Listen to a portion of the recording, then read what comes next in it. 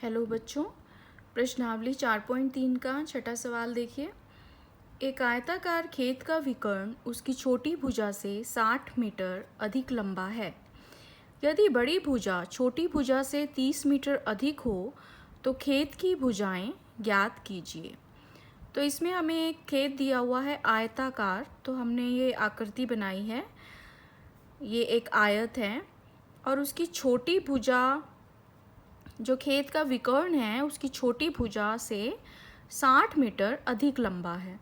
तो हमने मान लिया कि छोटी भुजा x मीटर है, तो जो उसका विकर्ण होगा वो कितना हो जाएगा, x जमा 60। फिर सवाल में हमें दिया हुआ है यदि बड़ी भुजा छोटी भुजा से 30 मीटर अधिक हो तो खेत की भुजाएं ज्ञात कीजिए। तो जो बड़ी भुजा होगी उसका मान कितना आ जाएगा, जो छोटी भुजा है यानी कि x, उसमें यदि हम 30 जमा कर दें तो बड़ी भुजा का मान आ गया x जमा 30 मीटर। तो अब हमें छोटी भुजा, बड़ी भुजा और विकर्ण ये तीनों पता हैं। छोटी भुजा है x, बड़ी भुजा है x जमा 30 और विकर्ण है x जमा 60। तो अब आयत में हम पाइथागोरस प्रमेय का उपयोग करेंगे। तो यहाँ आकृति से हमें पता है AC विकर्ण है जिसका मान है x जमा 60, x जमा 30 आधार लेंगे और x हम लंब मान सकते हैं। तो पाइथागोरस थ्योरम द्वारा कर्ण का वर्ग बराबर आधार का वर्ग जमा में लंब का वर्ग। तो x जमा 60 का वर्ग आ गया बराबर x का वर्ग जमा x जमा 30 का वर्ग। तो अब इसको हम खोल लेते हैं, तो ये हो गया x स्क्वायर प्लस 60 का स्क्वायर हो गया 3600 प्लस 2ab होता है, तो 2 गुना x गुना 60 हो गया 120x बराबर x square plus x plus 30 का स्क्वायर खोलेंगे तो वो हो जाएगा x स्क्वायर प्लस 30 का स्क्वायर 900 जमा 2ab की जगह आ जाएगा 2 गुना x गुना 30 यानी कि 60x। अब हम इसको हल करेंगे तो ये बन गया, राइट हैंड साइड में देखो x square plus x square हो गया 2x स्क्वायर प्लस में 900 प्लस 60x। तो अब हम इन सभी टर्म्स को जो राइट हैंड साइड में है सबको हम लेफ्ट हैंड साइड में ले जाते हैं, तो हमारे पास आ जाएगा, जो लेफ्ट साइड में है उनको राइट में हम ले जाते हैं। तो हम इस इक्वेशन को किस तरीके से लिख सकते हैं, 2x square plus 900 plus 60x minus का x स्क्वायर माइनस का 3600 यानी कि 3600 और माइनस का 120x बराबर 0। इस तरह से लिख लिया सारी टर्म्स एक और ले जाने पर। तो 2x स्क्वायर में से x स्क्वायर घट के क्या रह गया, x का स्क्वायर और माइनस 60x, क्योंकि 60 में से 120 घटाओगे तो माइनस 60 रह जाएगा माइनस 60x और 900 माइनस 3600 हो गया माइनस 2700 बराबर 0। तो ये हमारा द्विघात समीकरण आ गया। अब इसको हमने हल करना है, तो इसके लिए हमने फिर से इसमें द्विघाती सूत्र का ही उपयोग किया है। तो a का मान है x स्क्वायर का गुणांक यानी कि 1, b का मान होगा x का गुणांक यानी कि माइनस का 60 और c होगा कांस्टेंट टर्म यानी कि अचर संख्या जैसे कि माइनस 2700 दी हुई है। तो पहले हमने विविक्तकर निकाला b स्क्वायर माइनस 4ac, तो इसका मान आ गया, b का मान रखा माइनस 60 का स्क्वायर माइनस 4 गुना a का मान है 1 और c का मान है माइनस 2700। तो माइनस 60 का वर्ग हो गया 3600 और माइनस माइनस प्लस 4 गुना 2700 हो गया 10,800। तो हमारा इसका मान कितना आ गया, 3600 में 10,800 जमा किया तो ये आ गया 14400 14,400। तो यहाँ से हमें क्या पता लगा कि विविक्तकर का मान 0 से बड़ा है, इसका मतलब इस समीकरण के वास्तविक मूल होंगे। तो अब इसको हम सूत्र लगाकर ही हमने सॉल्व किया। x बराबर सूत्र क्या होता है, माइनस बी प्लस माइनस वर्गमूल b स्क्वायर माइनस 4ac बटे में 2a। तो b का मान -60 रखा, माइनस का -60 हो गया, प्लस माइनस वर्गमूल b स्क्वायर माइनस 4ac हो गया 14,400 बटे में 2a का मान 1 रखा तो 2 गुना 1। तो इसको हमने हल किया तो माइनस माइनस प्लस का 60 हो गया, प्लस माइनस 14,400 का वर्गमूल आ गया 120 बटे में 2। अब दो निशान है प्लस और माइनस के, एक बार प्लस का निशान लेंगे एक बार माइनस का, तो x के दो मान आ गए 60 जमा 120 बटा 2 और दूसरा 60 माइनस 120 बटा 2। तो यहाँ से x का मान आ गया 180 बटा 2 या फिर माइनस का 60 बटा 2। तो यहाँ से x का मान आ गया 180 बटा 2 यानी कि 90 या फिर माइनस का 30। पर हमें पता है कि भुजा हम ऋणात्मक माइनस के साइन के साथ नहीं ले सकते, तो इसलिए हम इस -30 को इग्नोर कर देंगे, इसको हम नहीं लेंगे। तो हमारे पास x का मान कितना रह गया 90, और x हमने क्या माना था छोटी भुजा, तो छोटी भुजा का मान आ गया 90 मीटर और बड़ी भुजा x जमा 30 है, तो बड़ी भुजा का मान आ गया 90 जमा 30 यानी कि 120 मीटर। तो ये छठा सवाल हमारा समाप्त हुआ। अब आगे देखो सातवां सवाल। सातवां सवाल क्या कहता है, दो संख्याओं के वर्गों का अंतर 180 है, छोटी संख्या का वर्ग बड़ी संख्या का 8 गुना है, दोनों संख्याएं ज्ञात कीजिए। अब यहाँ पर हमें दो संख्याएं दी हुई हैं, उनके अब कंडीशन हमें क्या दी हुई है कि उन दोनों संख्याओं के वर्गों का अंतर कितना है 180, और छोटी संख्या का वर्ग बड़ी संख्या का कितना गुना है 8 गुना। हमें दोनों संख्याएं बतानी हैं। तो हमने मान लिया कि बड़ी संख्या है x और छोटी संख्या है y। अब शर्त के अनुसार जो हमारी छोटी संख्या है उसका वर्ग बड़ी संख्या का 8 गुना है, तो छोटी संख्या y है, y का वर्ग यानी y स्क्वायर बराबर हो जाएगा 8 गुना बड़ी संख्या यानी कि 8x। तो ये हमारा y स्क्वायर किसके बराबर आ गया 8x के। अब प्रश्न के अनुसार दूसरी हमें शर्त क्या दी हुई है कि दो संख्याओं के वर्गों का अंतर 180 है। तो पहली संख्या हमारी बड़ी संख्या x है, उसका वर्ग हो गया x स्क्वायर, माइनस में छोटी संख्या का वर्ग y स्क्वायर और उनका अंतर कितना है 180, तो बराबर 180। अब हम क्या करेंगे, y स्क्वायर का मान कितना है 8x, तो इस समीकरण में हम इसको रख देंगे तो क्या आ गया x स्क्वायर माइनस 8x बराबर 180। 180 को हम लेफ्ट हैंड साइड में ले गए तो क्या समीकरण बन गया x square minus 8x minus का 180 बराबर 0। तो ये हमारा द्विघात समीकरण आ गया यहाँ से। अब इसको हम हल करेंगे तो देखिए इसको हमने फैक्टराइजेशन मेथड यानी कि गुणनखंड विधि से हल किया है। तो इसमें अब देखो x का गुणांक है -8 और a कितना है 1 और c कितना है -180, तो 1 गुना -180 हुआ -180 और बीच की संख्या -8 है उसका गुणांक। तो हमने ऐसे दो अंक देखने हैं जिनको गुना करके -180 आए और जमा करके -8। तो ऐसे कौन से दो अंक हैं, -18 और 10। अगर हम -18 जमा 10 करते हैं तो -8 आता है और -18 को 10 से गुना करते हैं तो -180 आता है। तो हम इस समीकरण को अब कैसे लिखेंगे, x का स्क्वायर माइनस 8x की जगह हम लिखेंगे -18x जमा 10x माइनस 180 बराबर 0।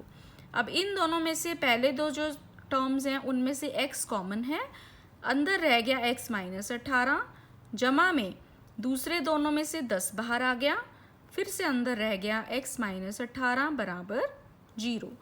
तो x -18 कॉमन है, अंदर रह गया x जमा 10 बराबर 0। तो इसके दो गुणनखंड आ गए x -18 और x जमा 10। तो x -18 को 0 के बराबर रखेंगे और x जमा 10 को भी 0 के बराबर रख दिया। तो x का मान यहाँ से आ गया 18 या फिर माइनस का 10। पर हमारी जो संख्याएं हैं वो ऋणात्मक नहीं हो सकती, क्योंकि यहाँ पर हमें कंडीशन क्या दी हुई है कि जो हमारी छोटी संख्या का वर्ग है वो बड़ी संख्या का 8 गुना है। तो वर्ग कभी भी ऋणात्मक नहीं हो सकता, तो इसलिए x का मान -10 हम नहीं ले सकते। तो x का मान कितना रह जाएगा 18, यानी कि बड़ी संख्या का मान कितना आ गया 18। तो छोटी संख्या का मान हम इस समीकरण से निकालेंगे y² बराबर 8x। तो y का मान आ गया वर्गमूल 8x, यानी कि वर्गमूल 8 गुना 18, यानी कि वर्गमूल 144, यानी कि 12। तो हमारी बड़ी संख्या आ गई 18 और छोटी संख्या कितनी आ गई 12। तो ये हमारा 7वां सवाल का हल था। अब आइए देखते हैं 8वें सवाल का हल।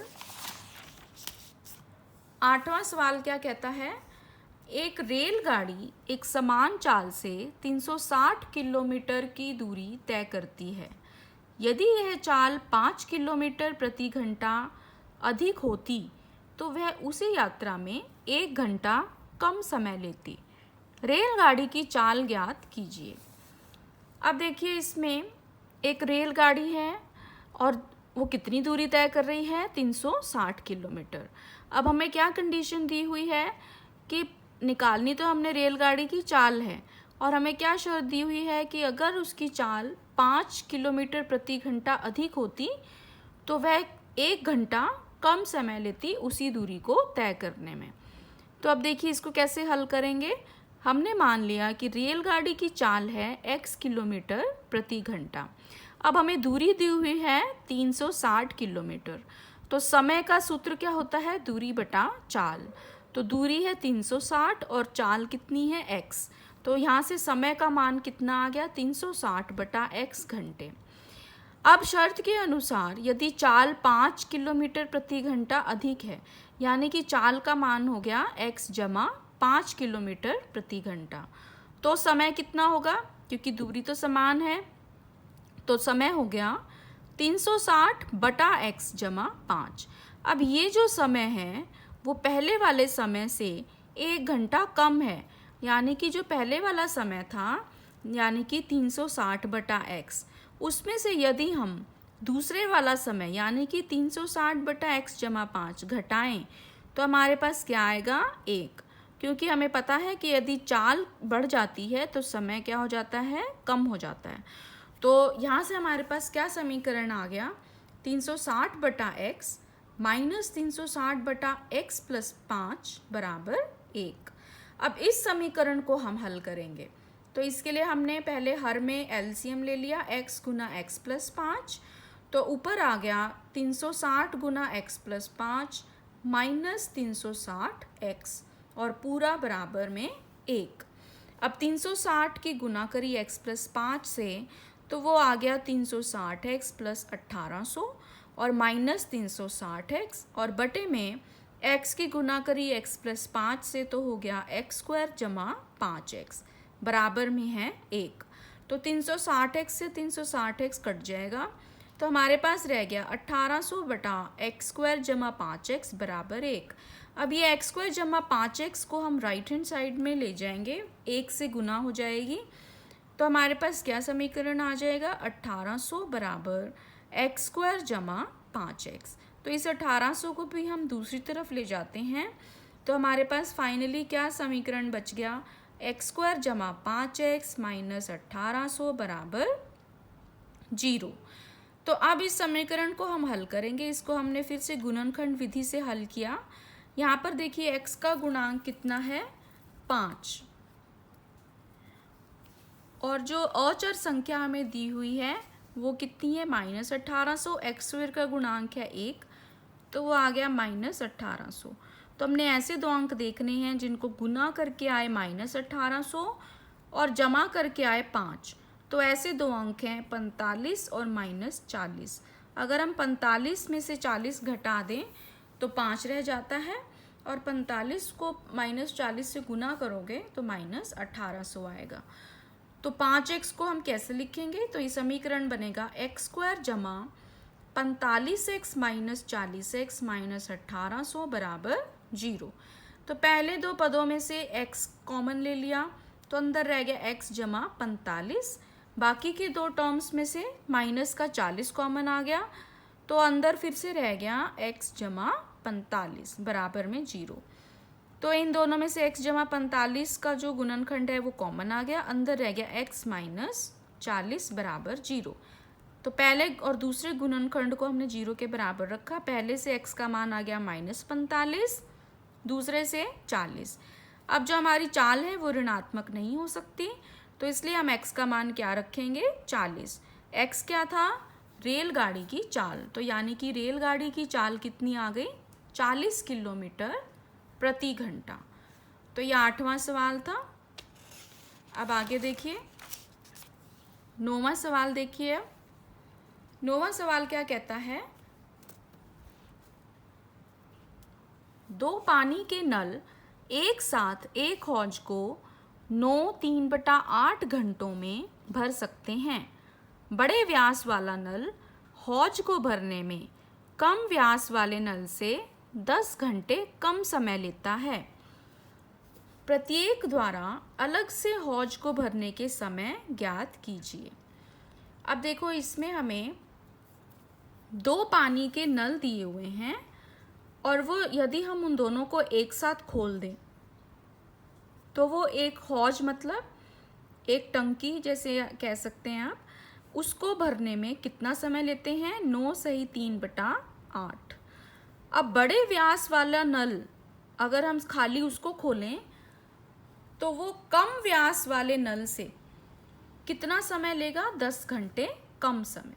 अब ये कंडीशंस हमें दे रखी हैं इस क्वेश्चन में और हमें क्या निकालना है, प्रत्येक द्वारा अलग से हौज को भरने के समय को निकालना है।